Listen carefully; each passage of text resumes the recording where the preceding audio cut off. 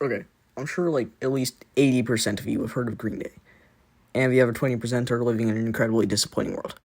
I'm not going to explain what Green Day is, so Google it if you don't know. But what I will explain is one of the greatest concept albums of all time, American Idiot. An album which became a cultural mainstay of the 2000s and spawned multiple successful singles, such as Boulevard, A Broken Dream. In my opinion, great album, knocks it out of the park as a concept album, and basically defines the 2000s. What was American Idiot even about? So we got this dude named Jimmy, average juvenile delinquent, taking drugs, graffiti, yada yada yada. You get the point. Post 9/11, all that espresso, mid-2000s Bush administration crap. Basically, it was a story of Jimmy leaving his home, Jingletown, to go to the big city, where I think he meets this girl that it's either that or he met her in Jingletown. I don't know, I always thought it was a big city, but like the music videos are confusing me. Yeah, then he gets addicted to heroin and she leaves him. Yeah, and basically he gets depressed and literally forgets her name.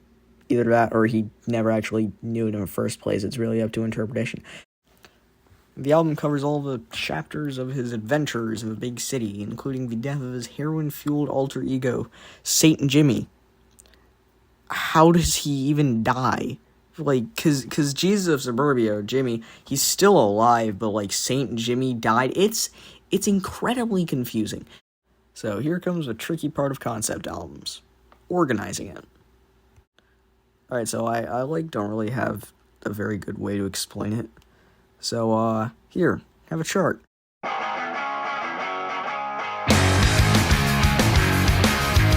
Yeah, I know, it's not even legible. I can't even really understand it myself, and I made that chart. So, let's, try to break it down. So, we start off in Jingletown in a music video long enough to get mid-roll ads on YouTube.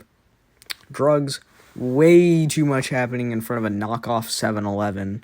A mom that looks like Skylar White. And of course, Jimmy leaves home. Only after drawing his name all over a public bathroom for some reason. So a few heroin, cocaine, and meth addictions later, Jimmy's new girlfriend leaves him. As expected, he's literally a horrible person. The first scene you see him in, you can pretty obviously tell. And really, either he never knew her name at all, or he just forgot it. Honestly, either are just as feasible knowing how awful Jimmy was. So now you know the gist of American Idiot. It is extremely confusing, and honestly, you really have to draw your own conclusions. So, draw them. Go give the album a listen, you won't regret it. It's now near and dear to my heart, and forgive the music videos and the goofiness. It's still a great story, even if, the music videos are just the worst mid-2000s things you've ever seen. It's fun. It's a fun album.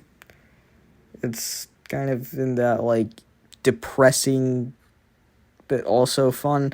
It's weird.